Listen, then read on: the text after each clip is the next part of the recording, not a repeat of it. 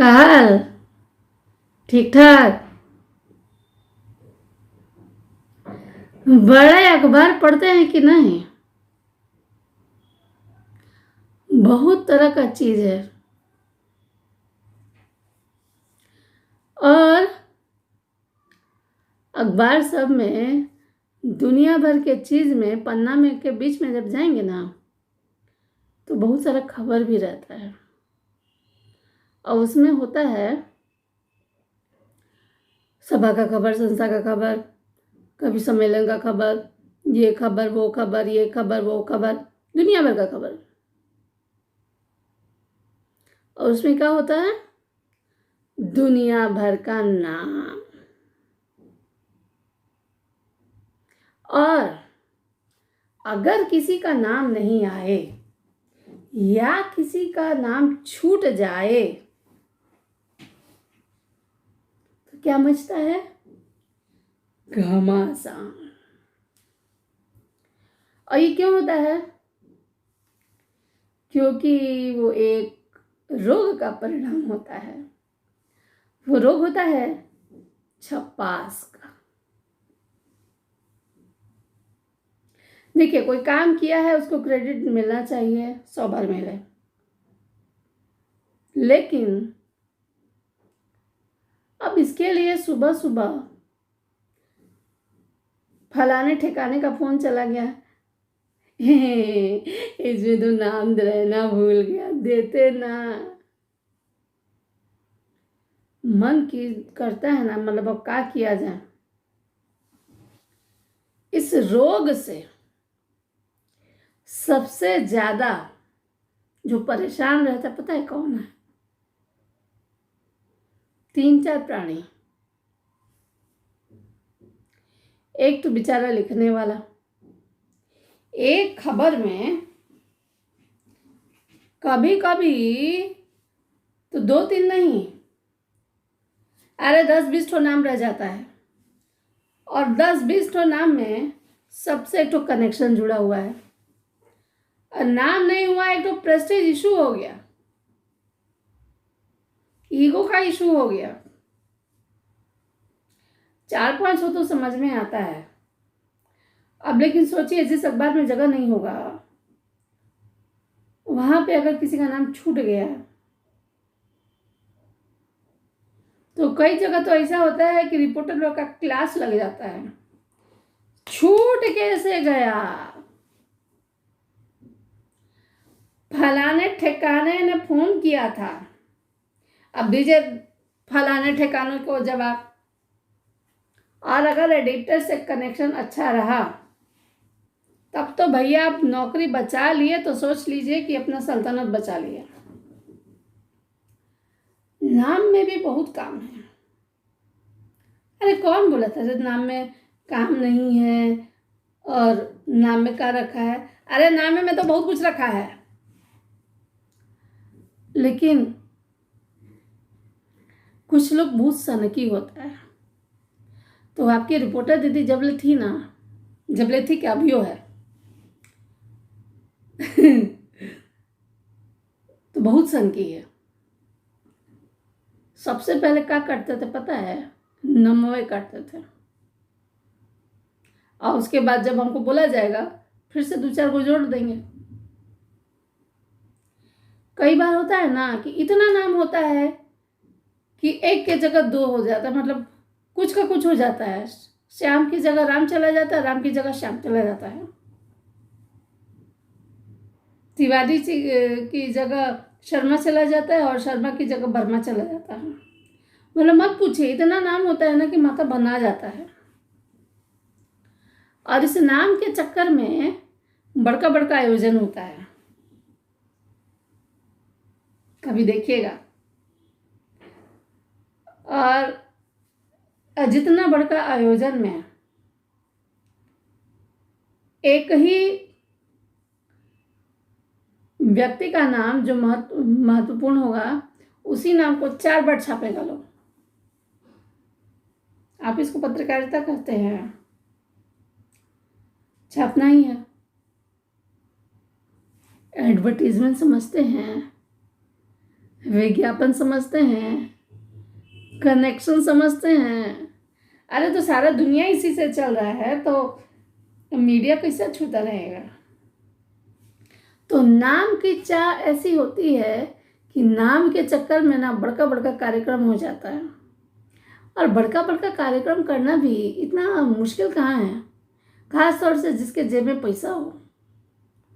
उसके लिए कौन सी चीज़ मुश्किल है बताइए। तो 1000-2000 फेंका, 10 लोगों का जुगाड़ किया और लेके दे दिया। ये नहीं देखा कि वो जो किए हैं उसमें क्वालिटी कहाँ है। अरे दुनिया क्वांटिटी पे चल रहा है महाराज। और जानते हैं क्या होता है कि 80-90 साल के युवा कवि लोग सबसे पहले मंच पे चढ़ते हैं। जो बेचारा 7 बजे से 8 बजे से 10-12 बजे से अपना सब काम छोड़ के आया है, ठीक है, जिसका कल परीक्षा है, उसको मौका कब मिलता है? शाम के 4 बजे जाके। काहे करता है वो सब? खाली नामे के लिए करता है। अच्छा लगता है बच्चा लोग के लिए ना, नाम आना मतलब किसी त्योहार जैसा है। लेकिन जब खबरिया जाती है ना, तो सबसे लास्ट में उन्हीं लोग का नाम होता है और उन्हीं लोग का नाम सबसे पहले कटता है।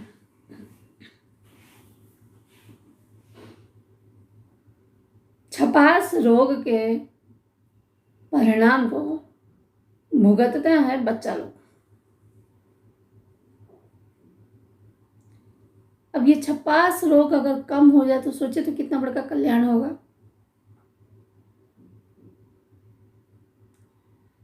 बड़ा वो जिसमें बड़प्पन हो।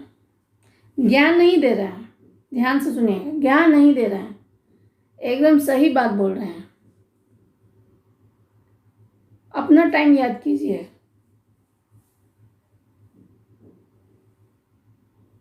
जरूरी है कि जो हम लोगों के साथ हुआ हम उसी चीज को लेकर भुगतते चले जाएं, दौड़ते चले जाएं। काहे नहीं बदलाव कर सकते हैं आप लोग?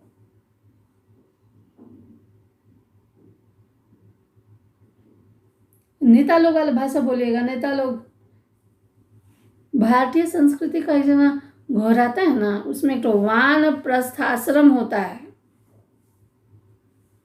अब कोई बताए 98 के उम्र में इलेक्शन लड़ने वाले चचा को,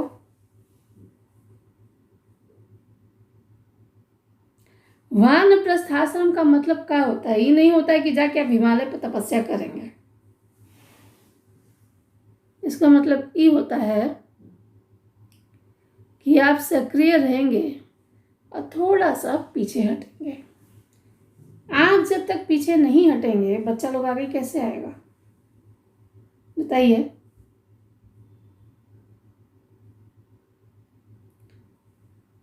आज हम ये बात बोले क्योंकि हमको लगा कि इस पे बात करना बहुत जरूरी है और हमको पता है कि जो लोग सुनेगा, जो महानुभाव लोग सुनेगा, लोग जो धुरंधर लोग सुनेगा, बहुत खिसियाएगा भी। अब भैया खिसियाए के बाद तो खिसिया जा, लेकिन जो बात जरूरी है, जो मुद्दा जरूरी है, उस पर बात तो होगी। सब लोग कहते हैं कि युवाओं को मौका मिलना चाहिए, युवाओं को आगे लाना चाहिए, लेकिन जब मंच पर बोलने की बारी आती है तो सब कार्यक्रम में आधा घंटा का स्लॉट रहता है और आधा कार्यक्रम में भी इस बात का ख्याल रखा जाता है कि कोई ऐसा क्वेश्चन को बच्चा ना पूछे कि जिससे माननीय अतिथि जी के माथा पर पसीना आ जाए। आप जो भी हो, समस्या जानते हैं कहाँ है?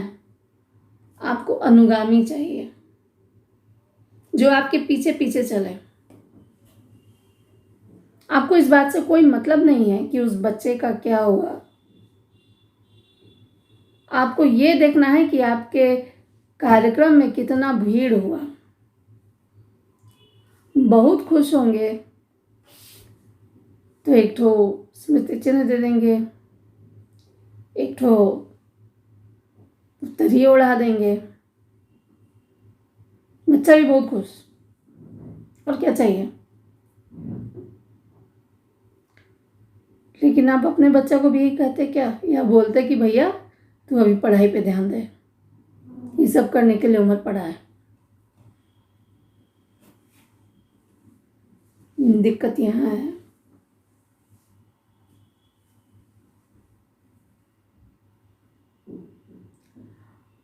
और एक चीज है कि जब तक हम लोग पीछे नहीं हटेंगे, बच्चा लोग आगे आएगा कैसे।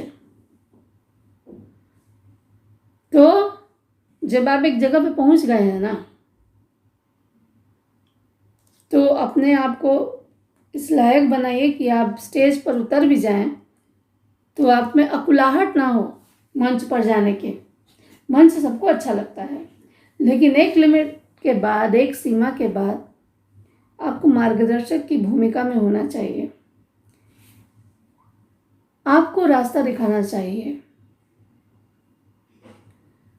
वानप्रस्थाश्रम में जो सही अर्थ है वो हिमालय में तपस्या करना या पल्ला झाड़ना नहीं है, यही है।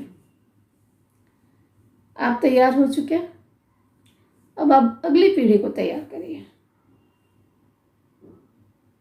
लेकिन सवाल है कितना आदमी करता है।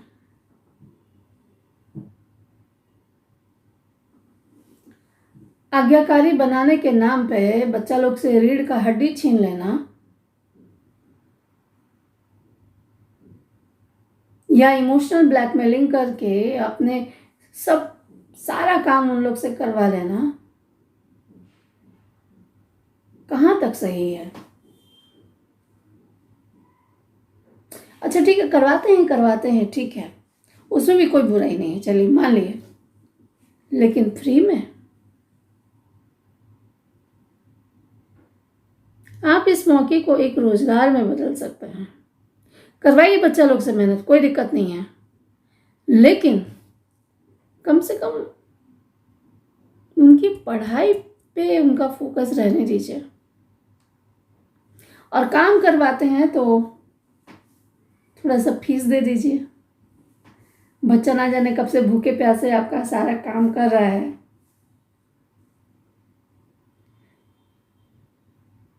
दो पूड़ी और दो सब्जी से कुछ होने वाला नहीं है।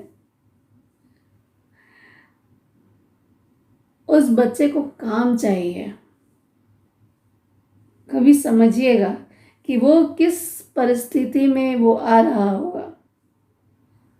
उन बच्चों को घर पे जवाब देना पड़ता है, तुम लोग कर रहे हो।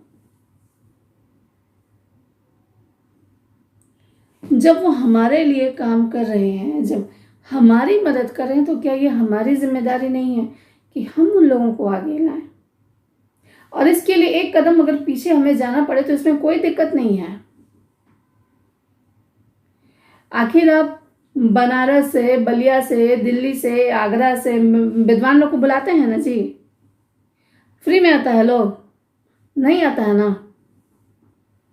आप उनको फ्लाइट का टिकट भी देते हैं, आप उनको मानदेय भी देते हैं, उनको रहने का व्यवस्था करते हैं, खाने का व्यवस्था करते हैं, आने जाने का व्यवस्था करते हैं, यहाँ तक कि उनको कभी कभी पूरा शहर भी घुमाते हैं। लेकिन जो बच्चा आपके साथ साल भर रहता है, आपके हर सुख दुख में खड़ा रहता है, आप उसके लिए क्या किए? आपने उस पर कितना पैसा खर्चा किया? आपने उसको कितना स्वावलंबी बनाया? आपने उसको कितना आत्मनिर्भर बनाया? खुद से पूछिएगा। अगर देखा जाए तो मुझे जो कहना है,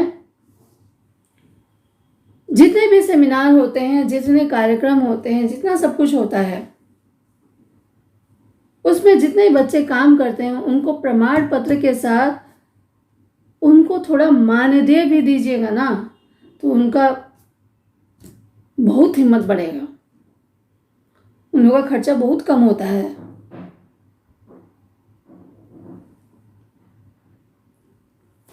500-700 आपके लिए बहुत बड़ा बात नहीं होगा, लेकिन उन लोगों के लिए पूरा वो महीना 2 महीना का खर्चा में एक वो करता है।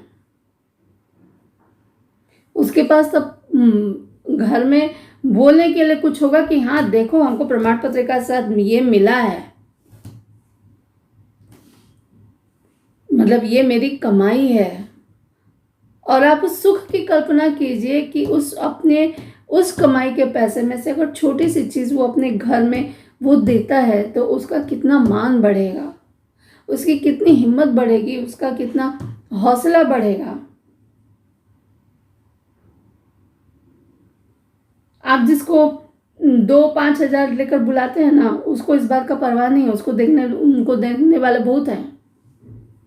लेकिन उसमें से थोड़ा सा कम करके अगर इन बच्चों की मदद करें, उनको आत्मनिर्भर बनाएं और ऐसे कार्यक्रम कीजिए जिससे उनको आपको नहीं सुनना पड़े बल्कि आप उनको सुने,